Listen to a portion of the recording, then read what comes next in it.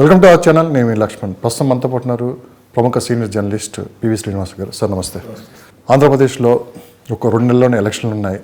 Telangana election ప్రభావం ఆంధ్రప్రదేశ్ మీద ఎలాంటి ప్రభావం చూపబోతుంది? ఇది ఎవరికి ప్లస్ అవుతుంది, ఎవరికి మైనస్ అవుతుంది? ఖచ్చితంగా తెలంగాణ ఎన్నికల ఫలితాలు అనేటువంటిది ఆంధ్రప్రదేశ్ రాజకీయాల మీద ప్రభావం ఉంటుంది అనే దాంట్లో ఎటువంటి డౌట్ లేదు. అయితే ఎవరికి ప్లస్ ఎవరికి మైనస్ అనే దగ్గరికి వచ్చేటికి సహజంగానే తెలుగుదేశానికి ప్లస్, వైసీపీకి మైనస్ అయ్యే అవకాశాలు ఉన్నాయి. ఇది అందరూ ఎక్స్పెక్ట్ చేసింది. ఇక్కడ కేసీఆర్ మరోసారి గెలిచి సీఎం అయితే జగన్కి అడ్వాంటేజ్ అనేది అందరూ అనుకుంది. కేసీఆర్ ఓడిపోయాడు కాబట్టి సహజంగా డిసడ్వాంటేజ్.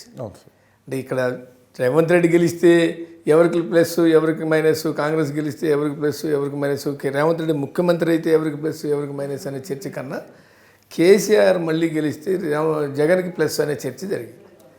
ఓడిపోయాడు కాబట్టి ప్లస్ లేదు మైనస్ అనేటువంటిది సహజంగా ఉంటుంది. ఎందుకనంటే మనం 2018 ఎన్నిక చూస్తే కేసీఆర్ మోరల్గా, ఇంకా చెప్పాలంటే ఫైనాన్షియల్గా, మోరల్గా కానీ ఫైనాన్షియల్ కానీ పరోక్షంగా, ప్రత్యక్షంగా అని చెప్పగానే పరోక్షంగా చాలా జగన్కి అండగా ఉన్నాడు. అంటే దానిలో అతిశయోక్తి ఏం లేదు. అది అందరికీ జగమెరిగిన సత్యం. ఆనాడు అంటే అప్పటికే అసెంబ్లీ ఎన్నికలు ముందు అయిపోయినాయి తెలంగాణలో. ఆంధ్రాలోనేమో 9 లోక్సభను శాసనసభ కలిసి వచ్చినాయి. ఇక్కడ లోక్సభ జరుగుతున్నాయి తెలంగాణలో. లోక్సభ ఎన్నికల ప్రచారం సందర్భంగా మీకు గుర్తుందో లేదో, వికారాబాద్ ఎన్నికల బహిరంగ సభలో నిజానికి ఇక్కడ రాజకీయాలు మాట్లాడాలి. ఎందుకు ఇక్కడ ఎన్నికల గురించి మాట్లాడాలి. కానీ ఇక్కడ ఎన్నికలు లోక్సభలో టీఆర్ఎస్ని గెలిపించండి అని చెబుతూనే ఆంధ్రప్రదేశ్ రాజకీయాల గురించి కూడా వికారాబాద్ బహిరంగ సభలో కేసీఆర్ ప్రస్తావించారు. అక్కడ జగన్ గెలుస్తున్నట్టుగా, చంద్రబాబు ఓడిపోతున్నట్టుగా. అంటే ఏంది, తాను జగన్ పక్షాన ఉన్నాను అనే మెసేజ్ ఇవ్వడానికి, చంద్రబాబును ఓడుతున్నాడు అని చెప్పడానికి, ఇక్కడి నుంచి అక్కడ ప్రజలకు మెసేజ్ ఇవ్వడానికి వికారాబాద్ బహిరంగ సభ వేదికగా ఆయన కామెంట్ చేశాడు. తర్వాత చాలా ఇన్సైడు చాలా చేశారు అనేది. అంటే టీడీపీ నుంచి పోటీ చేసేవాళ్ళు, ఇక్కడ వాళ్ళకి అసెట్స్ ఉన్నవాళ్ళు, అంటే తెలుగుదేశం నాయకులు ఇక్కడ హైదరాబాద్లో ఉమ్మడి ఆంధ్రప్రదేశ్ చాలా కాలం ఉంది. తర్వాత ఇక్కడ చాలామందికి ఆంధ్రప్రదేశ్లో ఉన్నటువంటి రాజకీయ నాయకులకి ఇక్కడ ఫంక్షన్ హాల్స్ ఉన్నాయి, లేకుంటే ఇక్కడ రియల్ ఎస్టేట్ వ్యాపారం ఉంది, లేదంటే ఇక్కడ ఇంకా అనేక రకాల ఇండస్ట్రీస్ ఉన్నాయి. ఇక్కడ ఆ రకమైన వ్యాపారాలు చేసుకుంటూ ఆస్తులు ఉన్నటువంటి వాళ్ళు ఎవరైనా తెలుగుదేశం తరఫున ప్రచారం చేయటం కానీ నిలబడాలని చూస్తే వాళ్ళని కొంత పరోక్షంగా ఆనాడు అధికారంలో ఉన్నటువంటి ముఖ్యమంత్రి బెదిరించాడు, ఒత్తిడి తెచ్చాడు, వాళ్ళ మీద ప్రెజర్ పెంచారు అనేది అందరికీ తెలిసిన విషయం. అదేదో పెద్ద పివి శ్రీనివాస్ ఒక్కడికో ఇంకొకడికో తెలిసిన అంశం అయితే కాదు.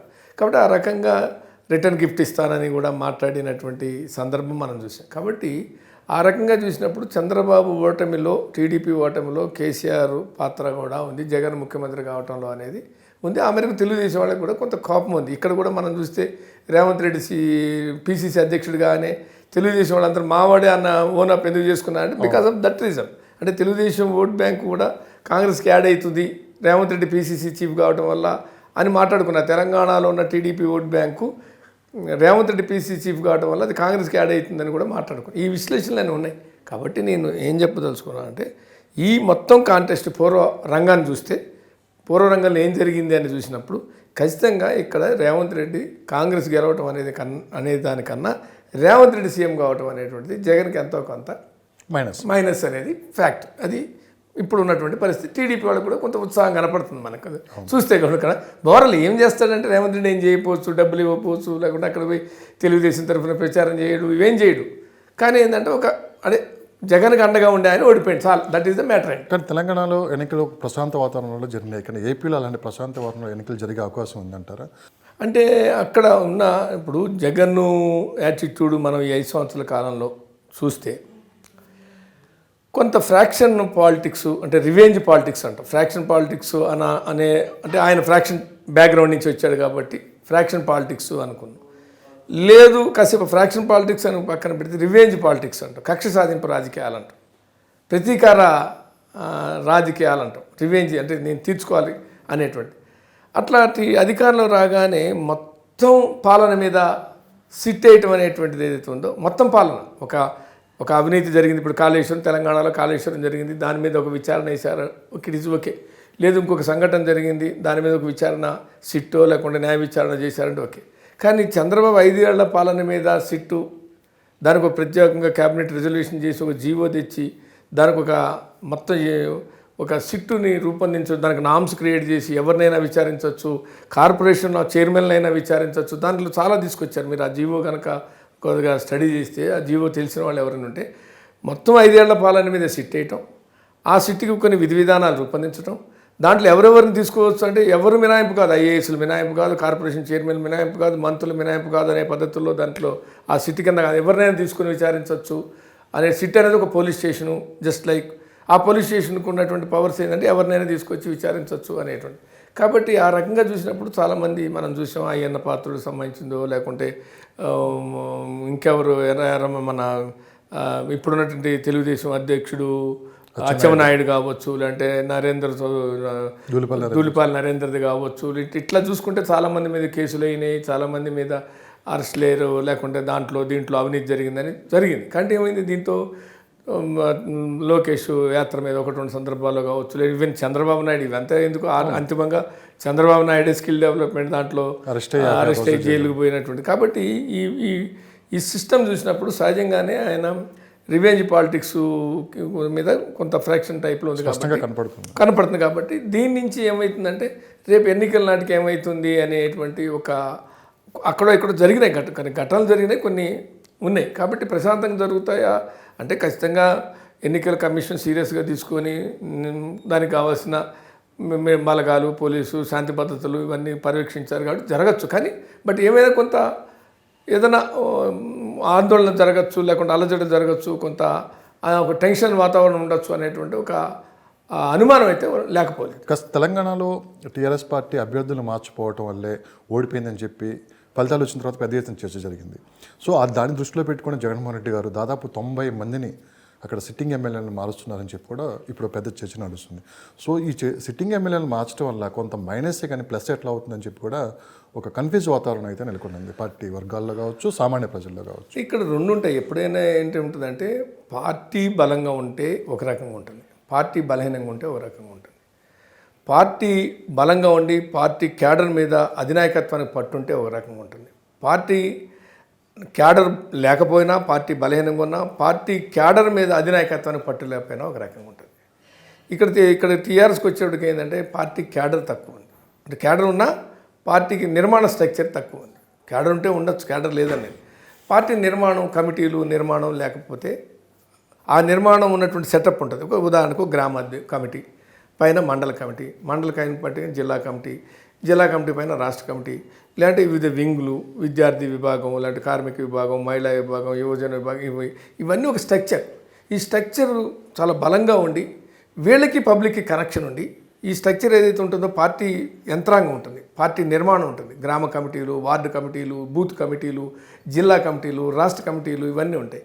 దీనికి ప్రజలకి మంచి రిలేషన్ ఉంటే ఎమ్మెల్యే మనం తీసి పక్కన పెట్టేసినా నష్టం లేదు. ఇది ఎప్పుడైతే బలహీనంగా ఉంటుందో ఎమ్మెల్యేని కాదంటే ఎమ్మెల్యే మనుషులే ఉన్నారు నియోజకవర్గం, పార్టీ యంత్రాంగం సపరేట్గా అంటూ ఏం లేదు. అప్పుడు కూడా పార్టీ యంత్రాంగం కూడా ఎమ్మెల్యే కింద ఉండదని కాదు, కానీ అధినాయకత్వం డైరెక్షన్ ఉంటుంది. పైన ఎమ్మెల్యే లోకల్గా ఎమ్మెల్యే డైరెక్షన్ ఉన్న అధినాయకత్వం ఇచ్చే ప్రోగ్రాముల మీద పార్టీ యంత్రాంగం పనిచేస్తుంది. ఎమ్మెల్యే ఇచ్చే ప్రోగ్రాములు కాదు అక్కడ. ఎమ్మెల్యే అనేది డెవలప్మెంట్. అదే ఎమ్మెల్యేగా తన నియోజకవర్గంలో చెక్ డ్యాముల, రోడ్ల, లేకుంటే డ్రైనేజీల, ఇలాంటి ఫెన్షన్ల, సంక్షేమ పథకాలు అందుతున్నాయా లేదా, ఇది ఆయన.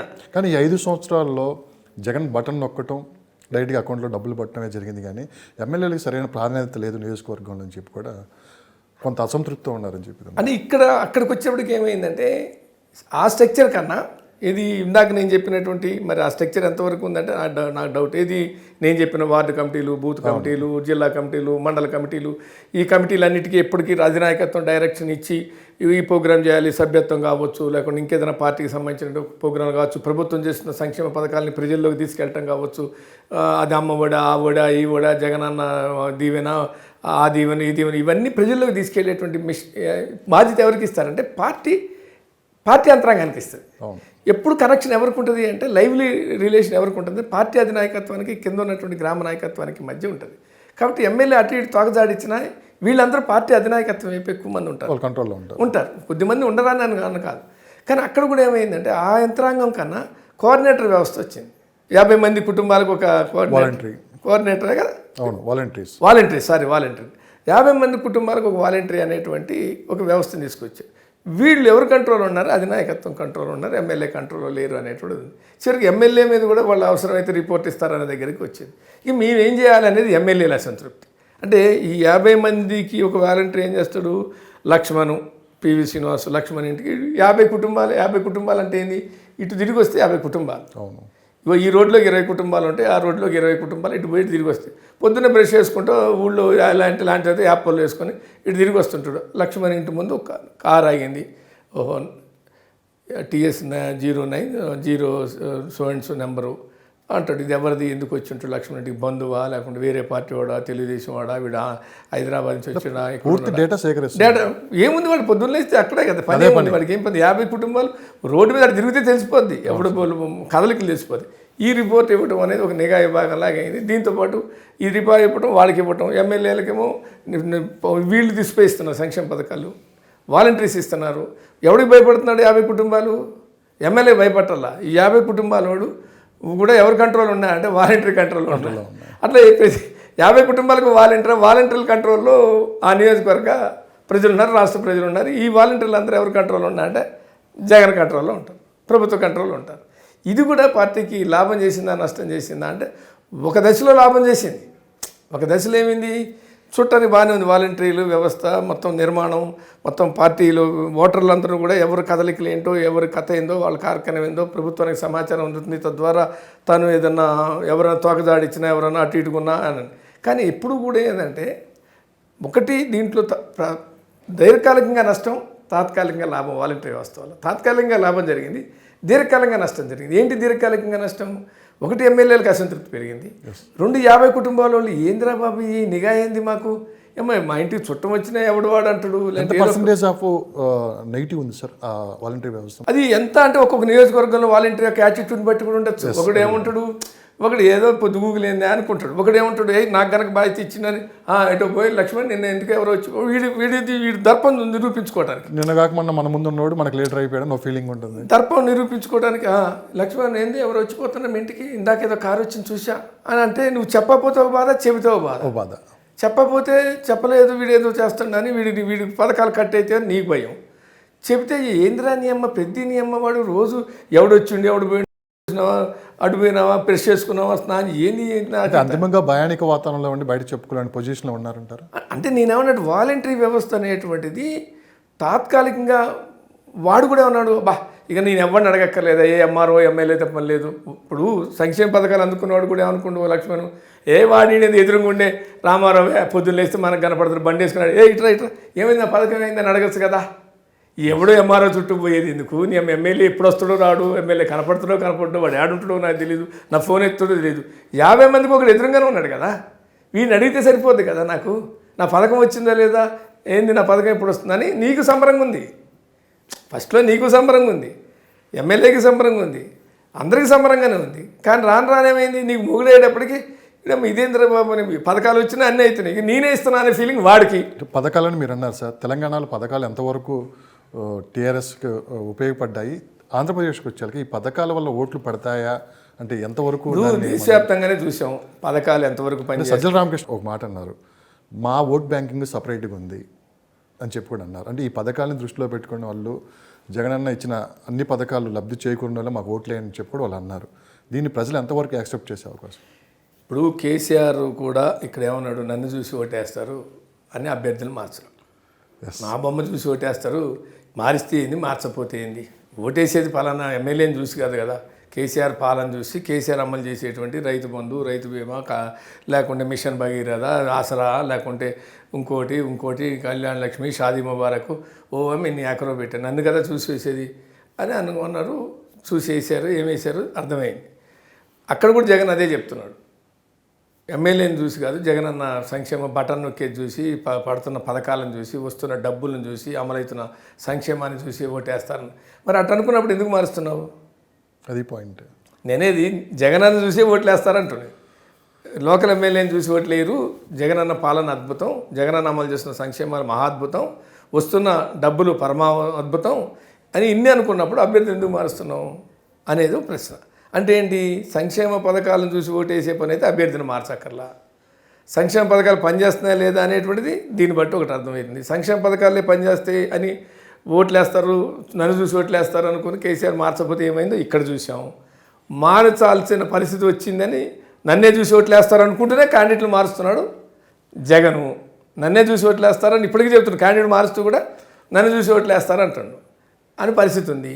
ఇక రెండో సంక్షేమ పథకాలు ఏం పనిచేసినాయో తెలంగాణలో జరిగిన అనేక బై ఎలక్షన్ చూసాం. హుజూరాబాద్ బై ఎలక్షన్ చూసాం, మునుగోడు బై ఎలక్షన్లో గెలవచ్చు కానీ చావుదెబ్బ కన్నెలొట్టపోయిన పరిస్థితి చూసాం, దుబ్బాక చూసాం. అనేక బై ఎలక్షన్లో సంక్షేమ పథకాలు మున్సిపల్ జిహెచ్ఎంసీ ఎన్నికల్లో చూసాం. సంక్షేమ పథకాలు ఎంతవరకు పనిచేస్తాయంటే వాళ్ళ ఇంట్లో వాళ్ళు డబ్బులు ఇస్తున్నారు అనే దగ్గరికి వచ్చారు ప్రజలు. సంక్షేమ పథకాలు ఏమైందంటే ఆయన ఇంట్లో డబ్బులు ఇస్తాడు, ఆయన ఎవడైచ్చినా ఇస్తాడు. ఇప్పుడు ఆగుతుందా? ఇప్పుడు రేవంత్ రెడ్డి అధికారంలోకి వస్తే రైతు బంధు ఆగుద్దా, కళ్యాణ లక్ష్మి ఆగుద్దా? ఇట్లాగే మాట్లాడుకున్నారు. కాబట్టి దానికి రెట్టింపిస్తారు తప్ప ఆపుతాడని ఎవడు అనుకుంటున్నాను. కాబట్టి సంక్షేమ పథకాలు ఎంతవరకు పనిచేస్తాయంటే పని చేయమని అంటారు. కానీ కొన్ని సందర్భాలు ఏం చేస్తాయంటే సంక్షేమ పథకాలు కన్నా యాటిట్యూడ్ కన్నా పనిచేస్తాయి. నీ బిహేవియర్ అంటే నీ మనిషి యొక్క యాటిట్యూడ్, ఎవరిని కలవకపోవటం, ఎవరిని లెక్క చేయకపోవటం, నిరంకుశంగా వ్యవహరించడం, ప్రత్యర్థి రాజకీయ పార్టీల మీద కక్షాదింపు రాజకీయాలకు పూనుకుంటాం, నిర్బంధాన్ని ప్రయోగించడం, లేకుంటే కొన్ని సందర్భాల్లో నువ్వు మొత్తం సంక్షేమ పథకాలు ఇస్తున్నా అని అసలు అభివృద్ధి కుంటుపడటం, రాజధాని లేకుండా చేయటం, రోడ్లు లేకుండా ఉండటం, ఒక్క కొత్త పరిశ్రమ రాకపోవటం, ఉపాధి అవకాశాలు లేకపోవటం, ఇవన్నీ కూడా పనిచేస్తాయి కదా. నేను డబ్బులు ఇస్తున్నా నాకు ఓట్లు వేస్తారంటే ఓటుకి 5,000 ఇచ్చిన వాళ్ళు ఓడిపోయారు. మన తెలంగాణలో ఓటుకి 5,000 ఇచ్చిన వాళ్ళు కూడా ఓడిపోయారు. మనం చెప్తుంటారు ఖమ్మం మాజీ మంత్రి పువ్వాడ 100 కోట్లు 105 కోట్లు ఖర్చు పెట్టాడు, లేదంటే ఇంకొక ఆయన ఇంకొక ఇంత పెట్టాడు అని డబ్బులు పెట్టిన వాళ్ళందరూ గెలిచారంటే గెలవలా. ఓటుకి 5,000 ఇచ్చినోడు ఉన్నాడు, 3,000 ఇచ్చినోడు, 1000 ఇచ్చినోడు గెలిచిన సందర్భాలు ఉన్నాయి. మరి అంటే ఒక్కోసారి డబ్బులు పనిచేయవు, ఒక్కోసారి సంక్షేమ పథకాలు పనిచేయవు, ఒక్కోసారి ఆ వ్యతిరేకత అనేది బలంగా ఉన్నప్పుడు ఏం ఫ్యాక్టర్స్ పనిచేస్తాయంటే జగన్ యాటిట్యూడ్ పనిచేయచ్చు, జగన్ యొక్క ఈ 5 సంవత్సరాల కాలంలో అనుసరించిన విధానాలు పనిచేయచ్చు, ఒక్కోసారి రాజధాని లేకుండా చేశాడనే అంశం అప్రయాణ కావచ్చు, లేదంటే అనేక విషయాలు పనిచేస్తాయి కదా. ఒక్కటే సంక్షేమ పథకాలే పనిచేస్తాయి అంటే ఎందుకు ఇంత యాగి ఎందుకు కావాలి, ఇంత అభ్యర్థులు మార్చుకోవాల్సిన అవసరం? ఎక్కడో ఎర్రగొండపాల ఆయన తీసుకొచ్చి కొండేపుల ఆయన తీసుకొచ్చి ఇంకొక చోట, లేదంటే ఎక్కడో ఒంగోలు ఆయన ఎక్కడో తీసుకొచ్చి ఇక్కడ చిలకలూరుపేట అని తీసుకొచ్చి, ఇంకెక్కడికో గుంటూరుని తీసుకుపోయి, ఇంకెవడో శ్రీకాకుళం తీసుకొచ్చి, విజయనగరం తీసుకొచ్చి, వైజాగ్. ఏంది ఇది? కానీ లోకల్ నాయకులను పెట్టించుకోకుండా ఐపాక్ ఇచ్చే టీమ్ సర్వే ఇచ్చే ఫలితాలను బట్టి వాళ్ళు అభ్యర్థులను మారుస్తున్నారని చెప్పి కూడా వినిపిస్తుందన్నమాట. గత 4 సంవత్సరాల నుంచి ఐపాక్ టీము ఆ నియోజకవర్గంలో ఎప్పుడప్పుడు ఫాలోఅప్ చేసుకుంటూ రిపోర్ట్ పంపిస్తూ ఉంది. దాని ద్వారానే ఈ అభ్యర్థుల మార్పు కూడా ఉంటుందని చెప్పి అన్నారు. ఎంతవరకు ఇది అంటే నేనేది ఐపాక్ ఇప్పుడేదో మళ్ళీ ఐపాక్ ఇప్పుడు టీ ప్యాక్ అయింది, అంటే తెలుగుదేశం ప్యాక్ అయింది. అది ఒకప్పుడు ఐపాక్ ఇప్పుడు టీ ప్యాక్ అయినట్టుగా అయింది కదా. ఈ మధ్య లొకేషన్ కలవటం, ఆయన పోయి ఢిల్లీ కలవటం, ఆయన అది ఏమైందో తెలియదు. మరి ఆయన ఎవరికి ఎప్పుడు సలహాలు ఇస్తాడో, కేసీఆర్తో మంతనాలు జరిపాడు అని అన్నారు. ఆ తర్వాత ఏమైందో మధ్య బ్రేక్ వచ్చింది అన్నారు. తర్వాత అసలు మొత్తం ఆయన జగనే నడిపిస్తున్నాడు.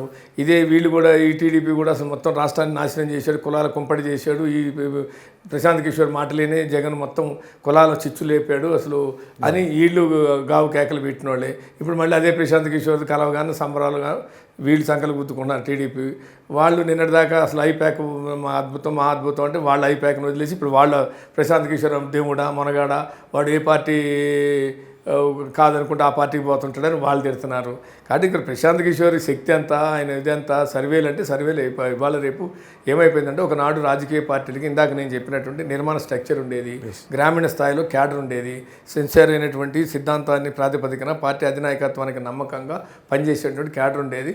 ఆ క్యాడర్ మన యొక్క ప్రభుత్వం మీద ప్రజల అభిప్రాయాలు ఏంటో ఎప్పటికప్పుడు ఆ క్యాడర్ ఫీడ్బ్యాక్ కమిటీల సమావేశం జరుగుతాయి. కమిటీ సమావేశాల్లో వచ్చినటువంటి రాష్ట్ర పరిశీలకులు అడుగుతారు, ఏంది మన పాలన గురించి ఏమనుకుంటున్నారు, ఏమనుకుంటే వాడు మొహమాటం లేకుండా ఇవి చెప్తారు. ఆ రిపోర్టు రాష్ట్ర నాయకత్వానికి చెప్తారు. ఈ సిస్టమ్ పోయింది, ఈ సిస్టమ్ పోయేసి పార్టీ యంత్రాంగం లేదు, మన్ను లేదు, మశానం లేదు, ఎవరు లేడు. ఇవన్నీ వదిలేసిన తర్వాత ఏమైందంటే ఇట్లాంటి ఆర్గనైజేషన్స్ ఏజెన్సీస్ మీద పొలిటికల్ స్ట్రాటజీస్ వీళ్ళ మీద ప్రశాంత్ కిషోర్ లాల్ మీద ఆధారపడుతుంది. వాడిచ్చే రిపోర్ట్ ఆధారంగా మారుస్తున్నారు. మరి మారిస్తే వర్కౌట్ అయితే మార్చమని వాడు చెప్తాడు, మార్చడం వరకు వాడు చెప్తాడు. మరి జబ్బు తగ్గుతుందా లేదా అనేది ఇప్పుడు డాక్టర్ చెప్తే ప్రిస్క్రిప్షన్ రాస్తాడు, అది తగ్గచ్చు తగ్గకపోవచ్చు. మళ్ళీ చూసిన తర్వాత మళ్ళీ కోర్సు మారుస్తాడు. అంతకుముందు వారానికి రాస్తాడు, బాబు ఇంకో 10 రోజులు వాడాలంటాడు. 10 రోజులు వాడిన తర్వాత కూడా ఇంకా రిజల్ట్ రాదంటే మళ్ళీ ట్యాబ్లెట్లు మారుస్తాడు. ఆ టైప్ ఉంటుంది. మరి ఇక్కడ కూడా ఏంది, ఇప్పుడు ఆయన ఎవరినో మంత్రిని ఆదిమూల సురేష్ ఎవరినో తీసుకొచ్చి ఎర్రగొండపాలెం తెచ్చి కొండేపిస్తివి, ఇంకెవరో మంత్రిని తీసుకొచ్చి ఎలకలూరుపేట మంత్రిని తెచ్చి గుంటూరు వేస్తివి. మరి ఇప్పుడు అక్కడ రాయని అక్కడ ఉన్నవాళ్ళు అందరూ స్వాగతం పట్టి అదేదో సినిమాలో అన్నట్టుగా సుమన్ గడిచిన మహామనిషికి స్వాగతం అని ఆడ పెడతారు ఈ రాజకీయాల్లో. ఏమి ఉండవు కదా. నేటి భారతంలో వాడు పాడుతుంటాడు సుమన్ వచ్చినప్పుడు ఆర్త పెట్టినట్టు అట్టే ఉండదు కదా అంత ఈజీగా. ఏడు ఉండేటువంటి వాడు ఇప్పటిదాకా పని చేసుకున్నాడు, వీడు ఆడైపోతే వాడు స్వీకరించరు, ఆమె ఇక్కడికి వస్తే వీడు స్వీకరించరు. ఇదంతా ఎవరు చెప్పాలి? ఇదంతా ఈ గాడి చాకరీ ఆ సంస్థ రిపోర్ట్ ఇచ్చింది కరెక్ట్, ఈయన మార్చమని చెప్పింది, ఇతను కాదని ఇంకెవరికైనా ఇస్తే బాగానే అంది. మరి అక్కడే ఉన్నవాడిని కొత్త వాడిని పెట్టుకోవాలి, వీడికి ఏదైనా నామినేటెడ్ పోస్టు ఎమ్మెల్సీ ఇస్తారని బుద్ధగించాలి. ఈ ఉద్యోగాలు ట్రాన్స్ఫర్ చేస్తే కానీ అవుతుందా అంటే ఇప్పుడు దానివల్ల వికటిస్తుంది. చివరికి ఎంత సీనియర్ మంత్రి సౌమ్యుడు అనేటువంటి వాడు కొద్దిగా ఇంటలెక్చువల్గా ఉండే డొక్కా మాణిక వరప్రసాద్ సున్నితంగా నేను సహకరిస్తా, కొత్త ఆమెకి సుచరితకి సహకరిస్తా అని స్మూత్గానే మాట్లాడుతూ ఒక్కసారి జగన్ చూపించే అవకాశం అంట. జగన్ చూసే అవకాశం ఇమ్మంటాడు.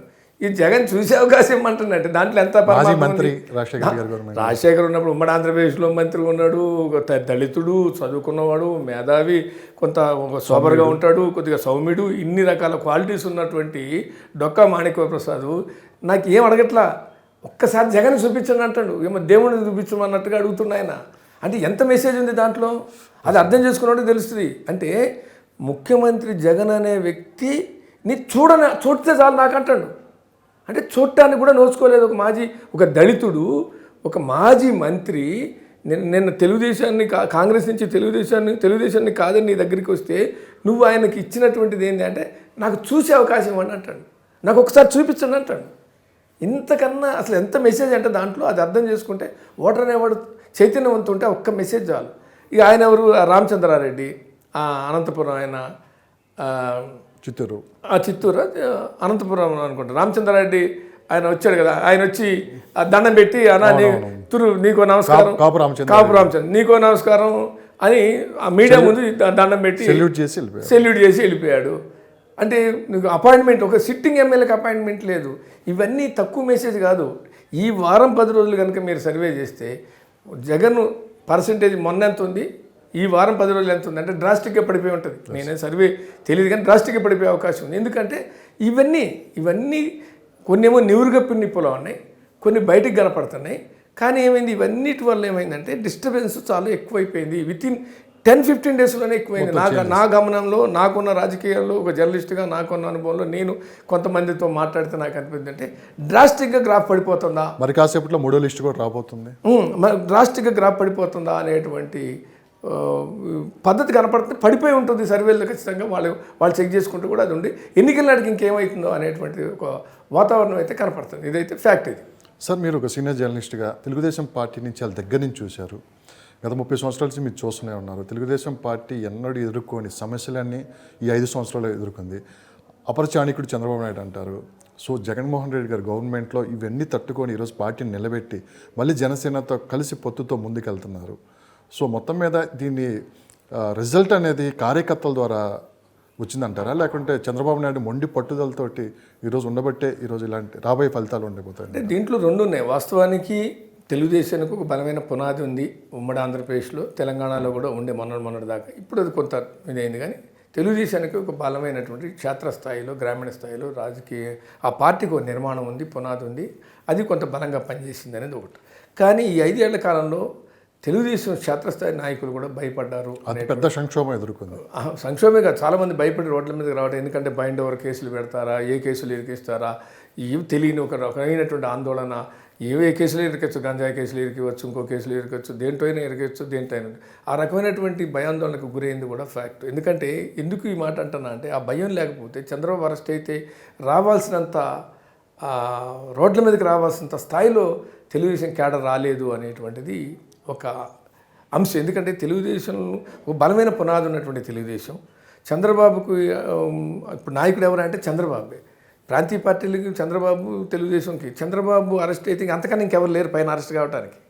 చంద్రబాబు అరెస్ట్ అయితే బొలోమని రోడ్ల మీదకి రావాలి. మనం చూస్తే పరిటాల రవి హత్యకు గురైతే జరిగినటువంటి ఆందోళన కావచ్చు, రంగా హత్యకు గురైతే జరిగినటువంటి ఆందోళన కావచ్చు, లాంటి పరిటాల రవిని అరెస్ట్ చేస్తే కూడా ఆందోళనకు గురైనాయి. పెద్ద ఎత్తున ఆందోళన చనిపోతే కాదు, అరెస్ట్ చేస్తే కూడా ఆ రకమైనటువంటి, అంటే కొంతమంది నాయకుల్ని కర్ణం బలరామని అరెస్ట్ చేస్తాను, కొంతమంది తెలుగుదేశంలో బలమైన నాయకులు అరెస్ట్ చేస్తే ఆ జిల్లాలో ఆ ప్రాంతంలో బులోమని రోడ్ల మీదకి వచ్చినటువంటి సందర్భాలు కోకొల్లలు ఉన్నాయి.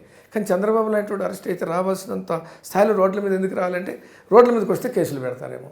కేవలం భయంతో రాలేదా? అంటే రెండు ఉన్నాయి. భయంతో రాలేదని ఒకటి అన్నారు. నేను ఎంక్వైరీ చేస్తే అధినాయకత్వం మీరు వచ్చి కేసుల్లో అందరూ కేసులు ఇరుక్కుంటే ఎలక్షన్ నాటికి మనకి ఆనాడు ఇప్పుడు బైండ్ ఓవర్ కేసులు పెడితే ఎలక్షన్ నాడు మనం సంక్షోభం ఎదుర్కొంటామో, మనకి క్యాడర్ లేకుండా పోతున్నామో, పోలింగ్ టైంలో మనకి పనిచేసేవాడు, పోలింగ్ ఏజెంట్లకు కూర్చోవాల్సిన వాడు, ఇప్పుడు అందరి మీద బైండ్ ఓవర్ కేసులు పెట్టారనుకో, పోలింగ్ రోజు కూడా వాళ్ళని బైండ్ ఓవర్ బైండ్ ఓవర్ చేయొచ్చు వాళ్ళందరినీ. కాబట్టి అట్లా ఒక స్ట్రాటజీ అని అంటున్నారు. ఏదేమైనా అది ఒక రకమైన బలహీనతగా కూడా చర్చ జరిగింది. ఎందుకంటే వీళ్ళు స్ట్రాటజీ అని వీళ్ళు బయటికి చెప్పచ్చు, చూసే జనాలకి ఏంటంటే అరే తెలుగుదేశం ఉన్న చంద్రబాబు అరెస్ట్ అయితే రావాల్సినంత రియాక్షన్ రాలేదే అనేటువంటిది ఉంది. సంక్షోభాన్ని ఎదుర్కొన్న మాట వాస్తవం. ఏమైందంటే నాయకత్వం కూడా బలహీన పడిపోయింది. అంటే సెకండరీ లీడర్ ఇప్పుడు ఒకనాడు ఉన్నటువంటి సెకండరీ, ఒకనాడు ఉమ్మడి ఆంధ్రప్రదేశ్లో చూసుకుంటే దేవేంద్ర గౌడ్ ఇక్కడ ఉండేవాడు, లేకుంటే మాధవరెడ్డి చనిపోయిన మాధవరెడ్డి లాంటి వాడు ఉండేవాడు, లేకుంటే తుమ్మల నాగేశ్వరరావు లాంటి వాడు ఉండేవాడు. ఇక్కడ అట్లా పేర్లు చెప్పుకుంటే జిల్లాకు ఒకటి కడియం శ్రీగారు ఉండేవాడు. ఇట్లా ఇక్కడ కూడా సీత దయాకర్ రెడ్డి లాంటి వాడు ఉండేవాడు, ఇంకో మహబూబ్నగర్ ఇంకోళ్ళు ఉండేవాడు. ఇట్లా ఉన్నారు. అట్లాగే ఆంధ్రప్రదేశ్లో కూడిస్తే ఒక చోట కారణం బలరామకృష్ణమూర్తి ఉండొచ్చు, లేకుంటే ఇంకో చోట కేఈ కృష్ణమూర్తి ఉండొచ్చు, ఇంకో చోట ఇంకొకళ్ళు ఉండొచ్చు, లేకుంటే యనమల రామకృష్ణుడు ఉండొచ్చు, లేకుంటే ఇందాక నేను బొజ్జల రామకృష్ణారెడ్డి ఉండొచ్చు, లేకుంటే ఇంకో చోట ఇంకొక అశోక్ గజపతిరాజు ఉండొచ్చు. ఇట్లా మీకు తీసుకుంటే ఒక బలమైన ఒక స్టేజ్ ఉన్నటువంటి నాయకత్వం, ఆర్థికంగా కావచ్చు, అన్ని రకాలుగా ప్రజాబలం ఉన్నటువంటి వాళ్ళు, ఒక పొలిటికల్ బలం ఉన్నటువంటి వాళ్ళు ఉండేవాళ్ళు. కానీ వాళ్ళ నాయకత్వం ధనమనేసి 3 పేర్లు 4 పేర్లు తప్ప 5వ పేరు రాని పరిస్థితి వచ్చేసింది.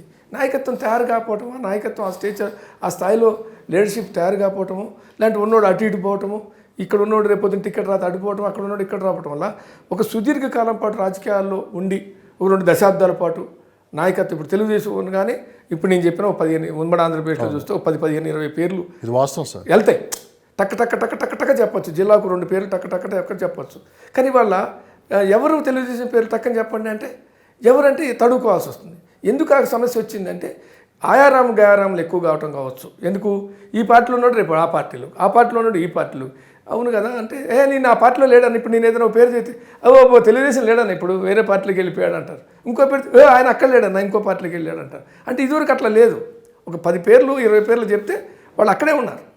ఒక సుదీర్ఘకాలం ఒక పార్టీలో ఉండటం వల్ల ఆ పార్టీ నాయకత్వం మీద అధినాయకత్వానికి, ఆ కింద ఉన్న జిల్లా నాయకత్వానికి మీద కింద ఉన్నటువంటి మండల నాయకత్వానికి కింద ఉన్నటువంటి గ్రామ నాయకత్వం, ఇదంతా ఒక గుజ్జుగుచ్చిలాగా ఒక బొకేలాగా ఉండేటువంటి పరిస్థితి. ఇవాళ ఆ వాతావరణం తెలుగుదేశంలో కూడా లేకుండా పోవడం వల్ల కొంత సంక్షోభాన్ని ఎదుర్కొన్నటువంటి పరిస్థితి అయితే ఇది ఒక అన్ని పార్టీలు లెసన్ తీసుకోవాలి, తెలుగుదేశం లాంటి వాళ్ళు కూడా లెసన్ తీసుకోవాలి. ఎందుకంటే ఎవరు ఎప్పుడు ఎక్కడికి పోతారో ఎక్కడ ఉంటారో తెలియట్లా. నీకు ఇవాళ ప్రకాశం జిల్లా ఎవరు అని అంటే ఏది ఒకనాడు బలరామకృష్ణమూర్తి ఇలాంటి స్టేజ్ ఉన్న ఒక నాయకుడు టీడీపీలో చెప్పు, లేదు కర్నూలులో ఒకనాడు ఉన్నటువంటి స్టేజ్ ఉన్నటువంటి నాయకుడు చెప్పు, ఒకనాడు తూర్పుగోదావరి జిల్లాలో స్టేజ్ ఉన్న నాయకుడిలాగా ఇవాళ ఒక పేరు చెప్పు, ఒక 2 పేర్లు చెప్పు. లేరు. ఎందుకు లేరు? ఇది రివీల్ చేసుకోవాలి. ఇది ఒక పరిశీలన చేసుకోవాల్సిన అవసరం. ఎందుకు ఈ పరిణామాలు జరుగుతున్నాయి అనేటువంటి పార్టీలు తెలుగుదేశం కూడా చేసుకో. ఆ సంక్షోభం వల్లే ఇవాళ చంద్రబాబు అరెస్ట్ అయితే కూడా ఎవడు ప్రెస్ మీట్ పెట్టాలో తెలియదు, ఏం చేయాలో తెలియదు, ప్రోగ్రామ్ ఏం చేయాలో తెలియదు, ధర్నాలు చేయాలో తెలియదు, రాస్తారోకలు చేయాలో తెలియదు, నిరసన కార్యక్రమం ఎట్లా చేపట్టాలో తెలియదు, ఏం చేయాలో తెలియదు. ఏది ఎటుపోయింది? పొలిట్ బ్యూరోలు ఎటుపోయినాయి, ఇంకోటి ఎటుపోయినాయి. కాబట్టి ఇది ఈ సంక్షోభం అనేటువంటిది ఎదుర్కొంది. అందుకని జనసేనకి బలం ఉందా బలం లేదని కాదు, ఇంకో తోడు కావాల్సి వచ్చింది కదా. నువ్వే బలంగా ఉంటే నువ్వు తోడు ఎత్తుకున్నావు. జనసేన పార్టీ అంటే పొత్తు కోరుకుందా? ఇప్పుడు ఇద్దరికి ఉభయ తారకం, ఉభయ కుశలో పరి. ఇప్పుడు తెలుగుదేశం కొంత బలహీనంగా ఉంది అనేది ఫ్యాక్ట్, ఒప్పుకోకపోయినా. అధికారంలో ఉన్నవాడు బలంగా ఉంటాడు. ఎందుకంటే వాడికి అధికార యంత్రాంగంతో పాటు పోలీస్ యంత్రాంగం ఇతర యంత్రాంగాలు పనిచేస్తాయి కాబట్టి బలంగా ఉంటాడు. నీకేమైంది? నీకు నాయకత్వ సంక్షోభం కూడా వచ్చి పడ్డది. కొద్దిగా అరెస్టులు కేసులతో అన్ని అప్పటికే కింద వాళ్ళని కొట్టాడు. ఫస్ట్ చంద్రబాబు ఏం చేశాడు, జగన్ ఏం చేశాడు, నీ అచ్చెన్నాయుడిని, నీ అయ్యన్న పాత్రుడిని, నీ నరేంద్రని, వాళ్ళని వీళ్ళని కొట్టేశాడు, కింద కేడర్ని కొట్టాడు. నిన్ను అరెస్ట్ చేస్తే ఎవడు బయటకు రాకుండా చేశాడు. ముందే వాతావరణం క్రియేట్ చేసి నువ్వు అరెస్ట్ చేస్తే నిజంగా అదే జరిగింది. ముందేం చేశాడు, పైన చంద్రబాబుని కొట్ల ఫస్ట్. అవును సార్. కింద కొట్టుకుంటూ వచ్చాడు. కింద కొట్టుకుంటూ వచ్చి చంద్రబాబు అరెస్ట్ చేస్తే ఒక జర్మనీలో ఒక సూత్రం ఉంది, ఒక కథ ఉంది, సూత్రం కాదు, ఒక కథ ఉండేది. ముందు ఆ ఊళ్ళో యూదులను అరెస్ట్ చేయడానికి నాజీలు వచ్చారు. వచ్చినప్పుడు ఊరు పెద్ద దగ్గరికి పోయి, లక్ష్మణ్ దగ్గరికి పోయి సార్ మొత్తం మన వాళ్ళందరినీ అరెస్ట్ చేసి తీసుకెళ్తున్నారు అని నేను యూదుడిని కాదు కదా అన్నాడు. ఆ తర్వాత క్రైస్తవులను అరెస్ట్ చేయడానికి వచ్చింది. నేను క్రైస్తవుని కాదు కదా, నాకేం సంబంధం అన్నాడు. ఇట్లా తర్వాత కార్మికులను అరెస్ట్ చేయడానికి వస్తే నేను కార్మికుడిని కాదు కదా అని అన్నాడు. అయిపోయింది. చివరికి లక్ష్మణ్ అరెస్ట్ చేస్తుంటే నన్ను అరెస్ట్ చేస్తున్నారా, ఏం చేస్తున్నారా అంటే ఏదా నువ్వు పట్టించుకుంటే వాళ్ళు ఉండేవాళ్ళు, వాళ్ళందరూ అరెస్ట్ అయ్యి లోపలికి పోయి నీ చివరికి నీ వంతు వచ్చేటప్పటికి నీ గురించి మాట్లాడేవాళ్ళు లేకుండా పోయాడు అన్న టైప్లో ఏం చేసిండు. అందుకని ఆ రకమైనటువంటి తెలివిగా ఏం చేశాడంటే చాలా టాక్టికల్గా కింద ముందు భయభ్రాంతులు చేశాడు. తర్వాత చంద్రబాబుని కొట్టేటికి ఆ భయం కనపడదు, ఆ రియాక్షన్ కనపడుతుంది. మీకు చూస్తే కనుక లేదంటే కారణం అది. కాబట్టి జగన్కి చంద్రబాబుకి పవన్ కళ్యాణ్ అవసరం ఉంది. పవన్ కళ్యాణ్ 2 ఎలక్షన్లో ఫెయిల్ అయ్యాడు. 3 ఎలక్షన్లో ఫెయిల్ అయ్యిందనుకో తానే స్వయంగా 2 చోట్ల ఓడిపోయాడు. కాబట్టి 3వ చోట ఫెయిల్ అయితే ఒంటరిగా నిలబడి ఫెయిల్ అయినా బీజేపీతో జతగడితే జోగి రాసుకుంటే బూడిద రాస్తున్నట్టు.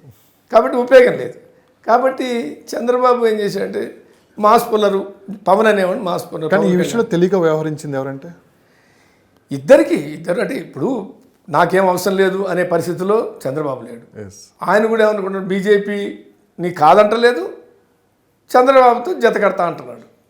ఎందుకు తాను ఇప్పుడు నిలబడి ఏదో ఒక 4 స్థానాలు గెలుచుకోవటమో, ప్రభుత్వాన్ని తాను భాగస్వామి అయినటువంటి పార్టీ అధికారంలోకి రావటమో, ఆ ప్రభుత్వ అధికారంలోకి రావటం వస్తే తప్ప ఆ పార్టీ సస్టైన్ కాదు. ఇప్పుడు ఇది మూడోసారి కనుక 0 అయిందనుకో, పోయినసారి 1 గెలిస్తే 1 వెళ్ళిపోయాడు, ఈయన స్వయంగా 2 చోట్ల ఓడిపోయాడు. రేపొద్దున అయినా గెలవక 1 రాలేదనుకో, ఇక ఆ పార్టీ వైండ్ అప్. ఆయన PRPM 14 గెలిచి కాంగ్రెస్ విలీనం చేశాడు. ఈయన 3 సార్లు ఎన్నికల్లో నిలబడి 0 చేసుకొని వైండ్ అప్ చేసుకోవాల్సి వస్తుంది. సార్ ఒక విషయం స్పష్టంగా చెప్పండి, జగన్మోహన్ రెడ్డి గారు వై నాట్ 175 అన్నారు. ఇక్కడ జనసేన, తెలుగుదేశం పార్టీ, లెఫ్ట్ పార్టీలు అన్నీ కలిసి వస్తున్నాయి, ఈయన సింగిల్గా వస్తున్నారు. ఇదే సమయంలో షర్మిల గారు తెలంగాణని వదిలేసి ఆంధ్రప్రదేశ్లో పార్టీ అధ్యక్షురాలుగా రాబోతున్నారని చెప్పి పెద్ద ఎత్తున చర్చ నడుస్తుంది. జగన్ వదిలిన బాణమే జగన్కే మళ్ళీ రివర్స్ తగలబోతుందని చెప్పి కూడా ఓ పెద్ద ఎత్తున ఇప్పుడు చర్చలు కూడా నడుస్తున్నాయి. సో షర్మిల రావటం వల్ల జగన్మోహన్ రెడ్డి గారికి ప్లస్ అవుతుందా, టీడీపీకి ఎలా ప్లస్ అవుతుంది? ఓ రకంగా చంద్రబాబు నాయుడు గారిని చూసుకుంటే కాంగ్రెస్ పార్టీ కొత్త శక్తితో ఉన్నారు, ముందుకెళ్తున్నారు. ఇది ప్లస్ ఎవరికి, మైనస్ ఎవరికి అంటే ఏం చెప్తారు? సహజంగా షర్మిల రావటం కూడా మళ్ళీ అడి చేస్తే జగన్కే మైనస్. వస్తే షర్మిల వస్తుంది మోస్ట్లీ. షర్మిల గారు ఒక మాట అన్నారు, తెలంగాణలో నేను తప్పుకోవడం వల్లే కాంగ్రెస్ పార్టీ అధికారంలోకి వచ్చింది. అదే రేపు తెలుగుదేశం పార్టీకి అధికారంలోకి వస్తే షర్మిల గారు ఇదే మాట అనే అవకాశం ఉందంటారు? సహజంగా ఇప్పుడు ఏమంటున్నారు, రేపు పొద్దున్న నేను ఆంధ్రప్రదేశ్ రాజకీయాల్లోకి ప్రవేశించడం వల్లే ఆంధ్రప్రదేశ్ రాజకీయం ఒక చిత్రం మారింది అని క్లెయిమ్ చేసుకోవచ్చు. సహజం అది. ఎందుకంటే దీంట్లో ఏంటంటే షర్మిల ఆంధ్రప్రదేశ్ రాజకీయాల్లోకి ప్రవేశించడం వెనకాల కాంగ్రెస్కు ఉండే స్ట్రాటజీ కాంగ్రెస్కు.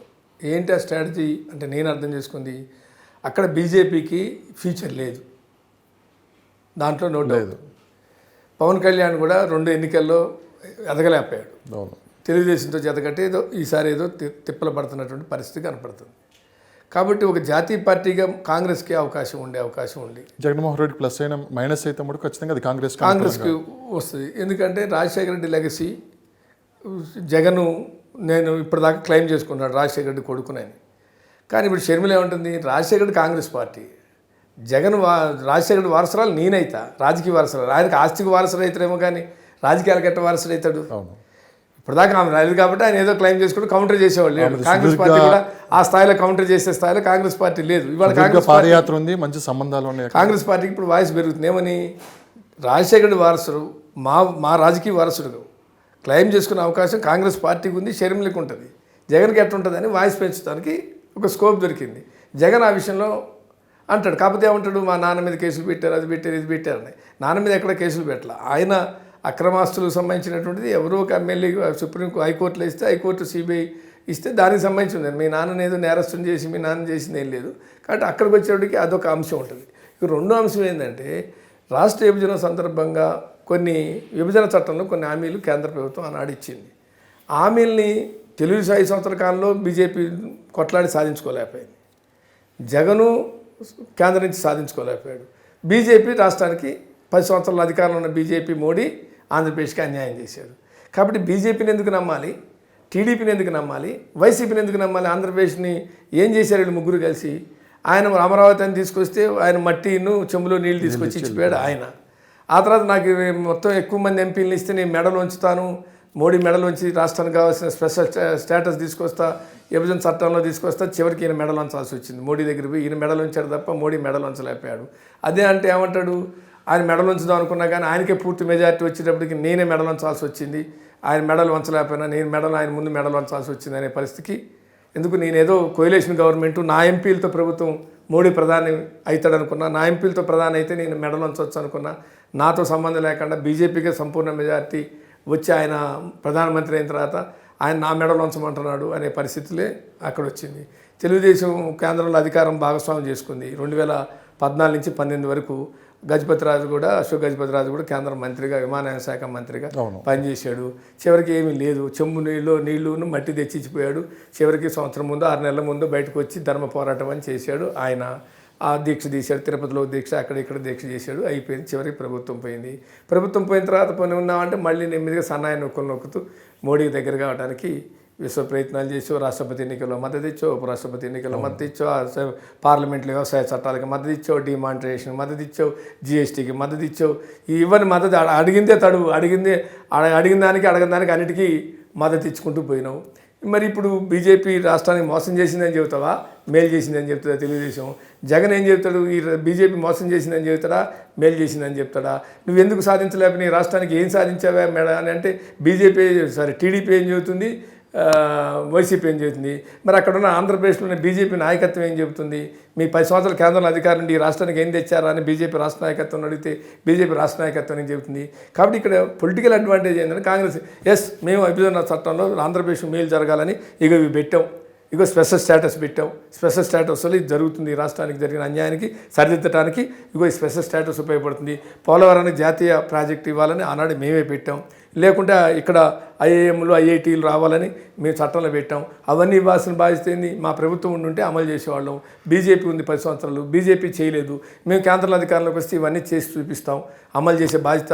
ఎందుకంటే మీరు అంటున్నారుగా మాకు నష్టం చేశారన్నారుగా, నష్టాన్ని పూర్తి చేసే బాధ్యత, నష్టాన్ని భర్తీ చేసే బాధ్యత కూడా మళ్ళీ మాదే అని క్లెయిమ్ చేసుకోవచ్చు. బీజేపీ ఏం క్లెయిమ్ చేయాలి, టీడీపీ ఏం క్లెయిమ్ చేయాలి, వైసీపీ ఏం క్లెయిమ్ చేయాలి అంటే వాయిస్ కాంగ్రెస్కి ఉంది అనే దానికి నేను చెప్తున్నా. కాబట్టి అట్లా కూడా కాంగ్రెస్ కొంత వాయిస్ పెంచుకునేటువంటి అవకాశాలు ఉన్నాయని. కాబట్టి ఆ రకంగా కాంగ్రెస్కి కొంత రేపు ఇప్పటికే దాంట్లో నాయకత్వం లేదా అంటే పొలిటికల్ గుర్తింపు అంటే ఏమంటాం దాన్ని, పాపులారిటీ అంటాం. పొలిటికల్ పాపులారిటీ ఉన్నటువంటి నాయకులు ఒక పల్లం రాజు ఉంటాడు, ఒక హర్షకుమార్ ఉంటాడు, లేకుంటే ఒక లగడపాటి రాజగోపాల్ ఉంటాడు, ఒక చింతా మోహన్ ఉంటాడు, ఒక రఘువీరారెడ్డి ఉంటాడు. వీళ్ళందరూ ఉన్నారు, లేకేం లేరు. కాకపోతే ఏంది, అక్కడ అలివి కాని చోట అధికలం రాదని సైలెంట్గా ఉండారు. రేపు పొద్దున్న కొద్దిగా కథలకు వస్తే పొలిటికల్ పాపులారిటీ ఉన్న లీడర్షిప్ ఉంది. ఆ లీడర్షిప్ తెర మీదకి వస్తుంది. ప్రజల్లో వాళ్ళకి పల్లం రాజు ఎవరంటే మాకు తెలియదు అనే పరిస్థితి. రఘువీరారెడ్డి అంటే ఎవరు మాకు తెలియదు అని అనటానికి లేదు.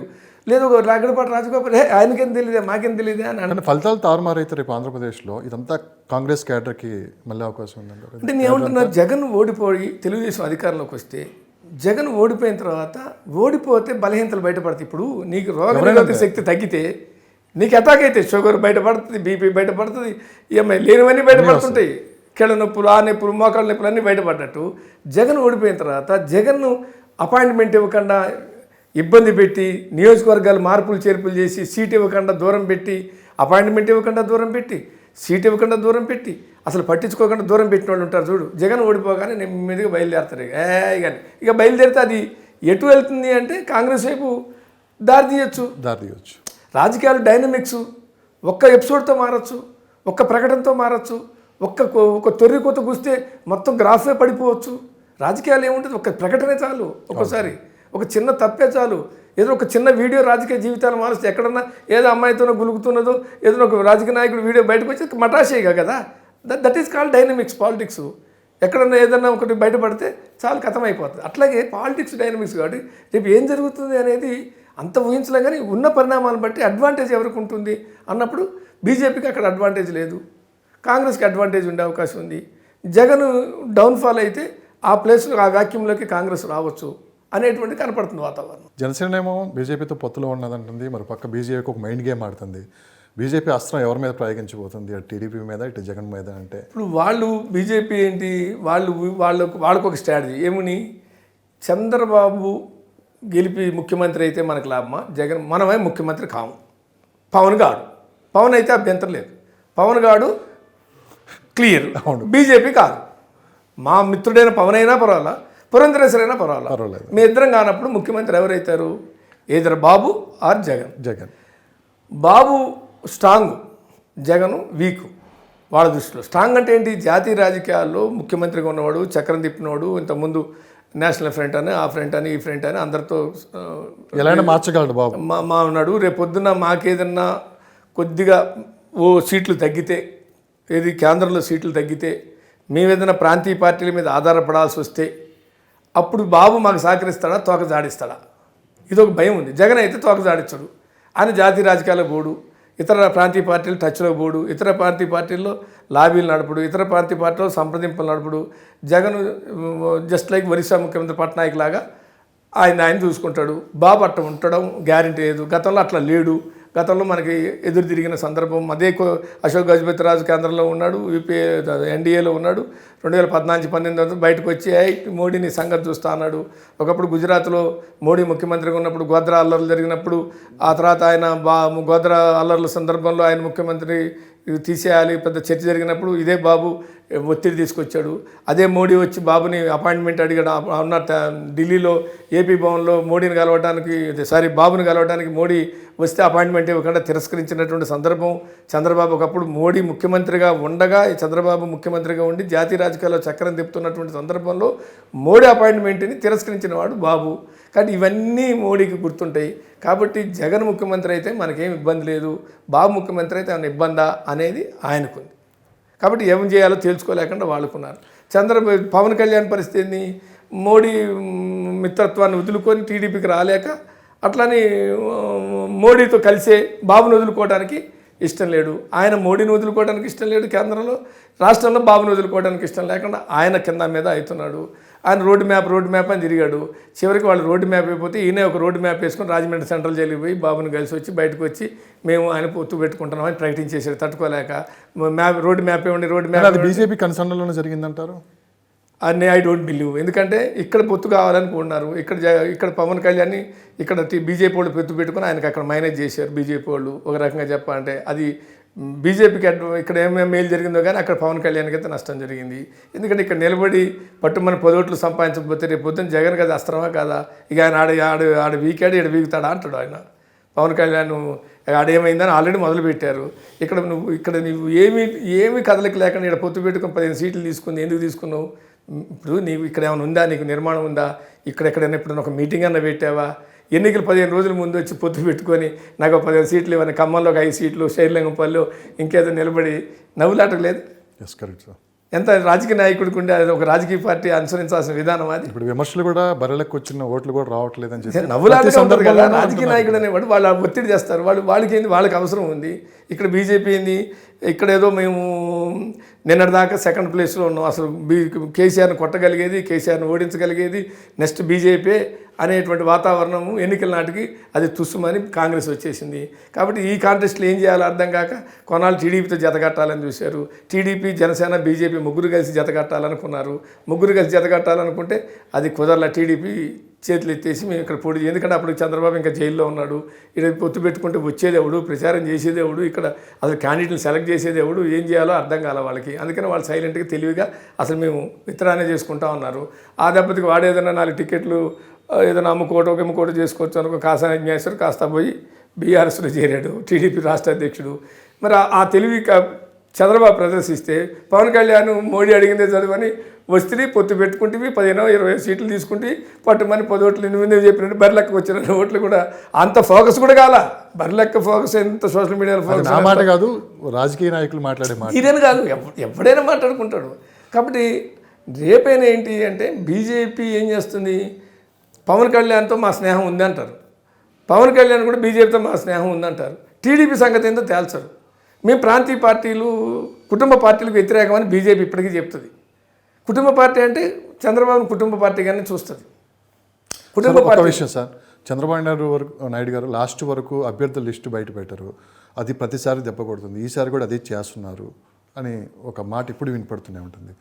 ఈసారి ఒక ప్లాన్ ప్రకారం వెళ్తున్నారా, నిజంగానే గతంలో జరిగిన పొరపాటు ఏమైనా జరిగే అవకాశం? అంటే ఈసారి వాళ్ళిద్దరూ కలిసి కోఆర్డినేషన్ చేసుకుంటున్నారు, కమిటీలు వేశారు కొంతవరకు ఎందుకంటే పవన్ కళ్యాణ్కి క్యాడర్ లేదు. పవన్ కళ్యాణ్కి అయితే కొంత మాస్ పుల్లర్ ఇమేజ్, సినీ గ్లామర్ ఉంది, అది కింద క్షేత్రాలు లేదు. ఓట్ల రూపంలో మార్చుకోవాలి. ఓట్ల రూపంలో మార్చుకోవడానికి పవన్ కళ్యాణ్కి ఆ యంత్రాంగం వాళ్ళు మమ్మల్ని అట్ట అంటారా అంటారు. ఇప్పుడు నేను ఇంటర్వ్యూ చూస్తే కూడా వాళ్ళు అట్లా అంటారు, ఒప్పుకోరు, మాకు లేదా అంటారు. కానీ ఓట్ బ్యాంక్గా మార్చుకోవడం అనేది ఈజీ కాదు. నాకున్న ఓట్లని ఓట్ బ్యాంక్గా పోలింగ్లో పోయి పోలింగ్ బూత్లో ఓటు వేయించుకోవడం అనేటువంటిది ఒక సిస్టమ్ ఉంటుంది, దానికి ఒక పద్ధతి ఉంటుంది. కాబట్టి దానికి ఆ యంత్రాంగం, ఆ మిషనరీ టీడీపీకి ఉంది. పవన్ కళ్యాణ్కి మా సినీ గ్లామరు, పవన్ కళ్యాణ్కి ఎంతో కొంత 5% 10% ఉన్న ఓటుని ఎన్కాష్ కావాలి అంటే టీడీపీకి ఉన్నటువంటి మిషనరీ ఏదైతే ఉందో, క్షేత్రస్థాయిలో ఉన్నటువంటి ఈ రెండు మధ్య సఖ్యత కుదరాలి. ఈ రెండింటి మధ్య సఖ్యత కుదిరితే అది ఓట్ బ్యాంక్గా మారుతుంది. సార్, నాయకుల మధ్య సఖ్యత కుదిరింది కానీ కార్యకర్తల మధ్య ఆ సఖ్యత ఉందంటారు మీరు? అంటే అదే అంటున్నా, కింద స్థాయిలో కమిటీలు మన అధికారులకు వస్తే మీకున్న సమాచారం మీరు పరిశీలించి అదే నేను అంటున్నా, కింద స్థాయిలో వాళ్ళకి చిన్న చిన్న గ్యాప్స్ ఉంటాయి, ఏ పార్టీకైనా ఉంటాయి, ఉండవని కాదు. కానీ కింద స్థాయిలో అధికారం యొక్క అవసరం, అధికారం రాకపోతే ఉండే నష్టం, అధికారం రాకపోతే మనకి ఈపులు వగులుతాయి, ఆ భయం కార్యకర్తల్లో ఉందా, నాయకుల్లో ఉందా? అందరిలో ఉండాలి. ఇప్పుడున్న పొజిషన్ అందరిలో నాయకుల్లో ఉంది. కేడర్ కూడా ఆ విషయాలను చెప్పాలి. ఆ విషయాలు చెప్పినప్పుడు కేడర్ కూడా, ఎందుకంటే అధికారంలో ఉంటే ఉండే ఎంజాయ్ వేరు, అధికారంలో ఉంటే ఉండే ఉపయోగం వేరు, బలం వేరు, ఆ బలం వేరు, అదంతా వేరు. కాబట్టి అది కేడర్కి అర్థం కాకుండా ఉండదు. లెఫ్ట్ పార్టీలు, జనసేన, తెలుగుదేశం, మరో పక్క షర్మిల గారు, మొత్తం అంతా మీరన్న జగన్ చాలా సందర్భంలో సింగిల్గా సింహంగా వస్తుంది, మిగతాలంతా గుంపులుగా వస్తారన్నారు. ఈ ఫలితాలు రేపు ఎలా ఉండబోతున్నాయి? దీంట్లో ఆర్థికంగా బలవంతులు ఎవరు, బలహీనులు ఎవరంటే? సహజంగా ఆర్థికంగా బలవంతులు అంటే ఇప్పుడు అధికారులు ఉండేవాళ్ళు ఆర్థికంగా బలంగా ఉంటారు. ఇప్పటికీ జగన్మోహన్ రెడ్డి బలవంతుడు 100% ఉంటారు. ఇప్పుడు ఆయనకి ఇప్పుడు ఎందుకంటే జనరల్గా అక్కడ జగన్ను ఒక దాదాపు ఈ మధ్య 1 year బ్యాక్ ఏమో కానీ 4 సంవత్సరాల పాటు ఇసుక కానీ మద్యం కానీ క్యాష్కి మాత్రమే కానీ గూగుల్ పే లేదు. మనమే కొత్తిమీర కట్టకుంటే కూడా ఇటు కొట్టి 5 రూపాయలు పే చేస్తాం, కానీ అక్కడ కుదరదల్లా. రోడ్డు మీద పాలకూర కొన్నా, మెంతికూర కొన్నా, కొత్తిమీర కొన్నా గూగుల్ పే చేసాం మనం. కానీ అక్కడ ఖచ్చితంగా ఇసుక కొనాలన్నా, బీర్ సీసా కొనాలన్నా, విస్కీ కొనాలన్నా ఖచ్చితంగా నువ్వు దగ్గరలోనే ఏటీఎంకి పోయి తీసుకొచ్చి డ్రా చేసి తీసుకొచ్చి క్యాష్ ఇవ్వాలి. ఈ క్యాష్ అంతా లిక్విడ్ క్యాష్ ఎవరి దగ్గర ఉంది? దీన్ని బట్టి 4 సంవత్సరాల కాలంలో కొన్ని కోట్ల రూపాయలు లిక్విడ్ క్యాష్ మూటలు కట్టి ఉన్నాయి. బ్యాంకులో జమ చేశారా, దాచారు. లిక్విడ్ క్యాష్ అయితే బయటకు వచ్చింది. ఎలక్షన్ల ప్రవాహం ఇప్పుడు నేను ఇప్పుడు గూగుల్ పే అంటే బ్యాంక్ టు బ్యాంక్ మారుతుంది, మారకంలో ఉండదు. 5 రూపాయలు 10 రూపాయలు మారకంలో లేదు. నేను కొత్తిమీర కొనగానే కొడతా, వాళ్ళ అకౌంట్లో పోతుంది. వాళ్ళు డ్రా చేసుకుని ఐటెం పోయి డ్రా చేసుకుంటే తప్ప క్యాష్ అనేది జేబుల్లో ఉండవు. కానీ ఇప్పుడు జగన్ దగ్గర ఉన్న క్యాష్ ఏంది? లిక్విడ్ రూపంలో, ఇసుక రూపంలో, లిక్కర్ రూపంలో, ఇసుక రూపంలో వచ్చినటువంటి క్యాష్ బయటకు వచ్చేసింది, మూటలు వచ్చింది. నాకు ఒక మిత్రుడు చెప్పింది ఏంటంటే, మిషన్ పెట్టి లెక్క పెట్టరన్న డబ్బులు, ఈ మద్యం వచ్చిన డబ్బులు మిషన్ పెట్టి లెక్క పెట్టరన్న. బ్యాంకుల్లో మిషన్ పెట్టి లెక్క పెడతారు కానీ అట్లా లెక్క పెట్టరు. ఎట్లా లెక్క పెడతారు అన్న? ఏం చేస్తారంటే ఒక కేజీ, ఉదాహరణకు ఒక 5 కేజీలు 10 కేజీలు 500 నోట్లు తోస్తారట. తూసిన తర్వాత లెక్క పెడితే ఎంత ఉన్నాయంటే ఒక 10 లక్షలు ఉన్నాయనుకో. ఓహో, 500 రూపాయల నోట్లు 10 కేజీలు అయితే 10 లక్షలు అని అనుకుంటే 10 కేజీలు దూచి ఇక మూటలు కడతారట. ఇది మీరు నమ్ముతున్నారా? అట్లాగే ఉన్న వాతావరణం నేను చెప్పిన ఆయన చెప్పితే అట్లా ఏదో ప్రతిరోజు సాయంత్రం పూట ఆ మూటల్ని ఏవి మిషింగ్ ఉంటాయి కదా, లారీలు కలప తీసుకుపోయేటప్పుడు దాని మీద ఎక్కి చూస్తారు. వాడు వేసుకుని నోట్ చేసుకుంటాడు ఎంత లారీ బరువు ఎంత, దాంట్లో ఉన్న సరుకు బరువు ఎంత తెలుసు. లారీ బరువు స్టాండర్డ్ బరువు, లారీ బరువు స్టాండర్డ్గా దిగా మిగిలిన బరువు సరుకు బరువు అని తెలుస్తుంది. ఆ టైప్లో ఉందని చెప్పారు. మేబీ ఎందుకంటే మిషన్ల మీద లెక్క పెట్టాలంటే బ్యాంకులో లెక్క పెడితే 1 కోటి లెక్క పెట్టచ్చు, 2 కోట్లు లెక్క. ఒక సీనియర్ జర్నలిస్ట్గా మీరు ఇలాంటి అంశాలని మీ దృష్టికి వచ్చినప్పుడు అంత సీరియస్గా తీసుకొని దాన్ని దాని మీద స్టోరీలు చేసాం, మా ఛానల్లో డిస్కషన్ చేసాం దీని మీద. తర్వాత చాలామంది పొలిటీషియన్ అన్నారు దాని మీద, అసలు దీని ఆర్బీఐ నిబంధనలకు విరుద్ధం ఇది. గూగుల్ పే, ఫోన్పే దేనికైనా నిబంధన పెట్టాలి, దేనికైనా ఉంది నిబంధన పెట్టడం కాదు, ఉంది నా రైటు. నాకు క్యాష్ ఇవ్వాలనే లేదు, నేను గూగుల్ పే ద్వారా ఇవ్వచ్చు, చెక్ ద్వారా. నీకు కావాల్సింది క్యాష్. చెక్ అంటేనే చెల్లుతుందో లేదో అని నీకు డౌట్, ఎందుకంటే నువ్వు చెక్ ఇచ్చిపోయిన తర్వాత అది బ్యాంకుకి పోతే దాంట్లో అకౌంట్లో డబ్బులు ఉన్నాయో లేదో కాబట్టి ఓకే. గూగుల్ పే ఎందుకు లేదు, ఫోన్పే ఎందుకు? అప్పుడే మోగుతున్నాయి కదా. ఇవాళ కొత్తిమీర అమ్మే వాళ్ళు కూడా రోడ్డు పక్కన కూర్చుంటే చిన్న స్పీకర్ పెట్టుకున్నారు కదా, the ATM payment is 5 rupees అని వినపడుతూనే ఉంది కదా. మనం కూడా చూపిస్తున్నాం కదా, 1 రూపీ నుంచి మనం కొడుతున్నాం కదా. మరి ఆర్బీఐ నిబంధనలకు విరుద్ధం కదా. ఏం చేసినట్టు? ప్రభుత్వ యంత్రాంగం ఏం చేసినట్టు? కేంద్రం ఏం చేసినట్టు? ఆర్బీఐ ఏం చేసినట్టు? ఆంధ్రప్రదేశ్లో డబ్బు పని చేయబోతుందా? నేను పనిచేస్తున్నాను చెప్పను, డబ్బు ఉందని చెప్పిన. ఉంది. డబ్బు ఉందా అంటే ఉండటానికి అవకాశం ఉందంట. డబ్బు పనిచేస్తుందని, పనిచేసిన చరిత్ర ఉంది, పనిచేయని చరిత్ర ఉందంట. తెలుగుదేశం పార్టీ ఆర్థిక బలాలేంటి? సరే ఇప్పుడు వాళ్ళకు ఉండే ఆయన అధికారంలో ఉన్నాడు 5 సంవత్సరాలు, అంత మూడు ఆంధ్రప్రదేశ్లో అధికారంలో ఉన్నాడు. వాళ్ళకు ఉండేటువంటి ఫండింగ్ చేసేవాళ్ళు, వాళ్ళ పారిశ్రామికవేత్తలు ఎవరి అధికారులకు సర్వేల ఆధారంగా ఇవాళ రేపు సర్వేల ఆధారంగా ఎవరు అధికారం, ఇప్పుడు అధికారంలో ఉన్నవాడికి ₹1 కోటి డొనేషన్ ఇస్తే అధికారం లేని వాడికి 50 లక్షలను ఇస్తారు. ఈ ప్రశ్న ఎందుకు అడిగారంటే జగన్మోహన్ రెడ్డి గారు ఆర్థిక మూలాలు దెబ్బ కొట్టారు తెలుగుదేశం పార్టీ. సరే ఇప్పుడు ఎవరు దెబ్బ కొడితే ఏవైతే అని అనుకోను. ఎందుకంటే కంపెనీలు పారిశ్రామికవేత్తలు వీళ్ళు ఏం చేస్తుంటే అధికారంలో ఉన్నవాడు ఆ సర్వేల ఆధారితంగా డొనేషన్లు ఇస్తున్నారు. ఇవాళ రేపు ఏది కూడా అన్నీ చూస్తున్నారు సర్వేల ఆధారం. ఇప్పుడు బెట్టింగ్ కట్టేవాడు కూడా ఏం చేస్తాడు, సర్వేల ఆధారంగా బెట్టింగ్ కొడతాడు. మనం చూస్తున్నాం తెలంగాణలో కూడా బెట్టింగ్లు ఎట్లా జరిగినాయి మనం చూసాం. బెట్టింగ్ రాను ఇప్పుడు హుజూరాబాద్ ఎన్నికలు బెట్టింగ్ అంటే ఈటెలు ఓడిపోతాడన్నోడి మీద ఎక్కువ తీసుకుని గెలుస్తాడన్నోడు తక్కువ తీసుకుంటాడు. ఎందుకంటే గెలుస్తాడు అనేది రూల్. ఓడిపోతాడని గ్యారెంటీ ఉంటే 10 మంది దగ్గర తీసుకుంటాడు, గెలుస్తాడన్నోడి దగ్గర 5 దగ్గర తీసుకుంటాడు. వాడికి బెట్టింగ్ కట్టేవాడు కూడా వాడికి లాభం జరగాలి కదా. వాడి ఊరికనే వాడి జోబులో డబ్బులు పెట్టడానికి బెట్టింగ్ ఉండదు కదా. సార్ తెలంగాణలో టీఆర్ఎస్కి రూరల్లో బాగా దెబ్బ కొట్టింది, అర్బన్లో బాగా ఓట్ బ్యాంకింగ్ వచ్చింది. అదే ఆంధ్రప్రదేశ్లో కూడా రూరల్లో ఏ పార్టీకి సపోర్ట్ ఉంది, అర్బన్లో ఏ పార్టీకి ఎక్కువ సపోర్ట్ ఉందండి మీరు చెప్పండి. ఇక్కడ రూరల్ అర్బన్ కన్నా నాకు ఉన్న నాలెడ్జ్ ప్రకారం స్కీమ్స్ కొంతవరకు పనిచేస్తే ఎస్సీ ఎస్టీ ఈ వర్గాల్లో మైనార్టీలేమో సరే సహజంగా జగన్కున్నారు. రేపు పొద్దున బీజేపీ మీద ఆధారపడి బీజేపీ టీడీపీ జనసేన పొత్తు కడితే ఆ మైనార్టీలు అవుట్ రైట్గా మళ్ళీ జగన్ పోతారు అనేది కూడా ఒకటి ఉంది. బీజేపీని జత కడితే ఎవరికి లాభం అంటే బీజేపీ అనుకోకుండా బీజేపీ జనసేన టీడీపీ ముగ్గురు జత కడితే జగన్ ఎత్తిన పాలు పోసినట్టే జగన్ ఈజీగా గెలుస్తాడనే ఒక విశ్లేషణ, ఒక చర్చ ఉంది. రేపు పొద్దున ఏం జరుగుతుంది అనేది ఇది ఒక అంశం. అయితే నేను అనుకునేది అంటే కొంతవరకు స్కీమ్స్ ప్రభావం వల్ల అట్టడుగు వర్గాలు దళితులు కొంత సెక్షన్ ఆఫ్ గిరిజనులు అంటే బీసీలు కొంత జగన్కి ఉన్నారు అనేటువంటి రూరల్ అర్బన్ అనేదానికన్నా. కాకపోతే ఏ సెక్షన్ అంటే కొంత ఇండస్ట్రియల్ అంటే అది అభివృద్ధి జరగలేదు అనేటువంటి ఎలైట్ సెక్షన్ ఉంటుంది. ఉద్యోగస్తులు, ఆ టీచర్ల, లేదా చదువుకున్న వర్గాల, యువకుల ఈ ఎలైట్ సెక్షన్ అయితే ఉంటుంది. ఈ ఎలైట్ సెక్షన్ అంతా కొంత జగన్కి వ్యతిరేకంగా ఉన్నారని, కొంత అట్టడుగు వర్గాలు స్కీమ్స్ అందుతున్న వాళ్ళు కొంతవరకు పాజిటివ్గా ఉన్నారు, ఆ వర్గాలు ఎస్సీ ఎస్టీ బీసీలు ఉన్నారు అనేటువంటి చర్చ ఉంది. కాబట్టి ఇది రేపు రానున్న రోజుల్లో మీరట్టు ఎంతవరకు ప్రచారం పెరిగే కొద్దీ వీళ్ళు ఇచ్చే హామీలు ఇప్పుడు ఈయనకు చంద్రబాబు కూడా మొదలుపెట్టాడు, ఉచిత బస్సు ఇస్తాం లేదంటే గ్యాస్ ఇస్తాం. ఈ హామీలు ఎంతవరకు ప్రజలు నమ్ముతారు, లేకుంటే ఎంతవరకు ఈ స్కీమ్స్ని డామినేట్ చేసే విధంగా చంద్రబాబు ఇప్పుడు ఇస్తున్న జగన్ ఇచ్చే స్కీమ్స్ కన్నా మరింత హామీలు ఇస్తే ఈ హామీలు నమ్మి ఇవి డౌన్ అయ్యి చంద్రబాబు ఇచ్చే హామీలు అప్రయాండ్ అయ్యి ఆ వర్గాలు కూడా చంద్రబాబు వైపు మారుతారా? ఎందుకంటే ఒకప్పుడు బీసీలు అంటే టీడీపీ అంటే బీసీ ఉండే, తర్వాత కొంత అది మారినటువంటి పరిస్థితి కనపడుతుంది. కాబట్టి రేపు ఇంకేం ఫ్యాక్టర్స్ పనిచేస్తాయి, ఏ డైనమిక్స్ ముందుకు వస్తాయి అనేది కొంత చూడాలి. సార్ మీ సుదీర్ఘ జర్నలిజంలో సుదీర్ఘ రాజకీయ ప్రస్థానంలో కూడా చూసుకుంటే 2023, 2024 ఎలక్షన్లు చూస్తుంటే మీకు ఏమనిపిస్తుంది? ఖచ్చితంగా అంటే ఆంధ్రప్రదేశ్ రాజకీయాలు గతంతో పోల్చుకుంటే ఆంధ్రప్రదేశ్ రాజకీయాలు ఈసారి అంటే ఇక్కడ కూడా తెలంగాణ కూడా అట్టాగా అనుకున్నాం ఏం జరగబోతుంది అంటే చివరిదాకా కూడా లేదు మళ్ళీ మూడోసారి కేసీఆర్ అధికారంలోకి వస్తాడు అని అంచనాలు వేసుకున్న వాళ్ళు కూడా మేమే గెలుస్తాం అనుకున్నారు. కాంగ్రెస్లో కూడా చాలామంది మీ అధికారంలోకి వస్తామని నమ్మకం లేని వాళ్ళు ఉన్నారు, మళ్ళీ వాళ్ళే గెలుస్తామని వాళ్ళు అనుకున్నారు, ప్రజలు కూడా చాలామంది అనుకున్నారు. చూసాం మెరాకిల్ ఏం జరిగిందో చూసాం మనం. రేపు తెలుగు అక్కడ కూడా ఏమైందంటే చాలా ఉత్కంఠ అయితే ఉంది. షర్మిల ఇంకా ప్రవేశించలేదు. షర్మిల ప్రవేశించిన తర్వాత ఇప్పటికే మాజీలందరూ ఏదో సమావేశాలు చేసుకుంటున్నారని పల్లం రాజు ఎగడపాటి మళ్ళీ కూపప్ అవుతున్నారు, అందరూ మళ్ళీ వస్తున్నారని ఉంది. ఈక్వేషన్స్ ఎక్కడ అకామిడేట్ కానీ లీడర్షిప్ ఒకటి ఉంటుంది.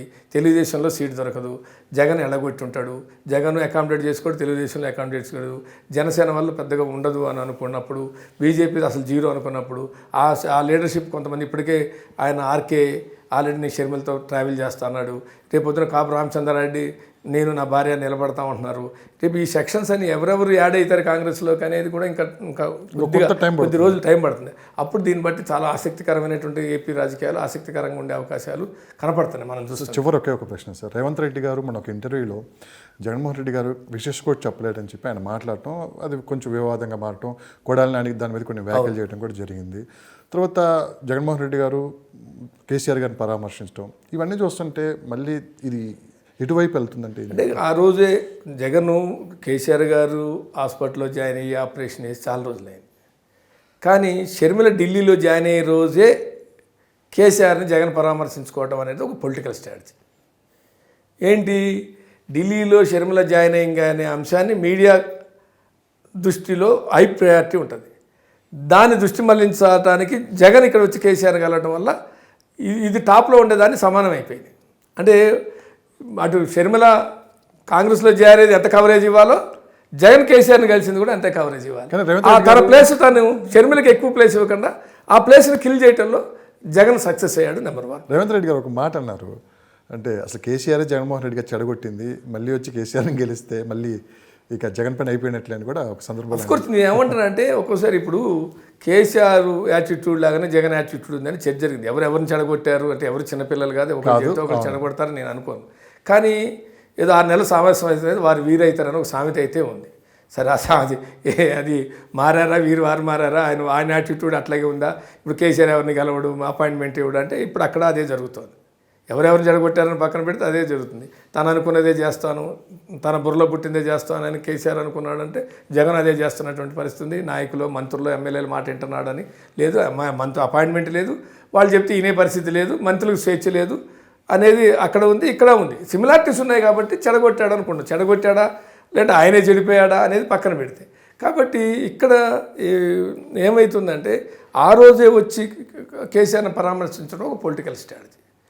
రెండోది ఏంది, షర్మిల కాంగ్రెస్లో చేరి ఆంధ్రప్రదేశ్ రాజకీయాల్లో చంద్రబాబు లాంటి ఇంకేదో చక్రాలు తిప్పి రాజకీయాలు అనుకుంటే జగన్ కేసీఆర్ కలిసి కూడా వ్యూహాలు రచిస్తున్నారని ఒక చర్చకి ఇప్పుడు విశ్లేషణ. ఇప్పుడు మీరు క్వశ్చన్ అడిగారు, లేదంటే అసలు జగన్ కేసీఆర్ని కలపకపోతే నన్ను ఈ క్వశ్చన్ అడిగారు కదా. ఈ క్వశ్చన్ ఎరేజ్ కాదు కదా. ఎందుకు కలిసాడు? కలవటం వల్ల ఏంది? ఇక చర్చ మొదలవుతుంది. జగన్ కేసీఆర్ ఏం మాట్లాడుకుని ఉంటారు? ఇద్దరు ఏకాంతంగా మాట్లాడుకున్నారట కదా, అందరినీ బయటికి పంపించి మాట్లాడుకున్నారట కదా. తన అనుభవాలు చెప్పాడా, నేను ఎందుకు ఓడిపోయాను, ఇగో ఈ జాగ్రత్తలు తీసుకోమని చెప్పాడా, అభ్యర్థులు మార్చమని చెప్పాడా, అభ్యర్థులు మారిస్తే లాభం అని చెప్పాడా, నష్టం అని చెప్పాడా, ఎలక్షనీరింగ్ ఎట్లా చేయాలని చెప్పాడు, సోషల్ మీడియాలో వచ్చే ప్రచారమే మమ్మల్ని ఓడించింది అని చెప్పాడా, కాబట్టి సోషల్ మీడియాలో నువ్వు ఏమేమి చెప్పి ఉంటాడు అని 100 చర్చలు చేస్తున్నారు. ఇది లేదనుకో, షర్మిల కాంగ్రెస్లో చేరితే ఈ ఎపిసోడే లేదు, జగన్ కేసీఆర్ని కలవాల. చర్చ ఏంది? విశ్లేషణ అంతా జగన్ కాంగ్రెస్లో చేరటం వల్ల ఏం ఉపయోగం, ఒకవేళ రేపు పొద్దున్న షర్మిల కాంగ్రెస్ రాష్ట్ర అధ్యక్షురాలు, ఆంధ్రప్రదేశ్ రాష్ట్ర అధ్యక్షురాలు అయితే ఏమవుతుంది, ఇక దీంట్లో జగన్ వర్గంలోంచి ఎవరెవరు దాంట్లో పోతారు, ఏమైతే ఇదే చర్చ ఉంటుంది. ఇప్పుడు 2 చర్చలు అయినాయి. షర్మిల కాంగ్రెస్లో చేరటం వల్ల డైవర్ట్ అంతా లాభం నష్టం ఏంటి, కేసీఆర్ జగన్ కలుసుకోవడం వల్ల ఏం జరుగుతుంది. కాబట్టి ఇది ఒక పొలిటికల్ స్ట్రాటజీలో భాగంగా చేశారు. దానివల్ల లాభమా నష్టం అంటే చర్చకి పనికి వస్తుంది. మీకున్న పూర్తి సమాచారం ప్రకారం ఇప్పటికిప్పుడు ఎలక్షన్ కన్నా జరిగితే ఎవరు ఎడ్జ్లో ఉన్నారు, ఎవరు లోలో? ఇప్పుడు ఉండే ఇప్పుడు పరిస్థితుల్లో ఉండే కొంత తెలుగుదేశం ఉంది అనేటువంటిది కనపడుతుంది. సర్వే ఫలితాల పరంగా చెప్తున్నారా? మీకున్న సర్వే ఫలితాలు, మీకున్న సమాచారం, సమాచారమైనా సర్వేలైనా ఆ ఎడ్జ్ కనపడుతుంది. అయితే రేపు పొద్దున్న ఇది నిలబెట్టుకోవాలంటే మళ్ళీ క్యాండిడేట్ సెలక్షన్, మళ్ళీ అక్కడ తెలుగుదేశానికి కూడా 2 యాస్పిరెంట్స్ ఉంటారు. ఒకడికి ఇస్తే ఒకడు అడుగుతాడు. జనసేన వాడు యాస్పిరెంట్ ఉంటాడు, మాకు పొత్తులో అది మాకు కావాలంటాడు. ఈ డైమెన్షన్స్ ఇది ఒక పక్కన వీళ్ళకి, ఆ పక్కన వాళ్ళు క్యాండిడేట్లు మార్చిన తర్వాత వాళ్ళకి ఇవన్నీ మారుతాయి. ఇవాళ ఉన్నంతగా మాట్లాడుకోవడానికి ఇవాళ యాజ్ టీజ్గా ఎన్నికలు జరిగితే ఏంటని సీవాటర్ 6 నెలలకు ఒకసారి 3 నెలలకు ఒకసారి ఇస్తుంటుంది. అట్లాగే మనం మాట్లాడుకోవడానికి ఉపయోగపడుతుంది. చూద్దాం, కాలమే నిర్ణయిస్తుంది. ఎక్కువ టైం కూడా లేదు, 1 or 2 monthsలోనే ఫలితాలు రాబోతున్నాయి. Thank you sir. Thank you very much.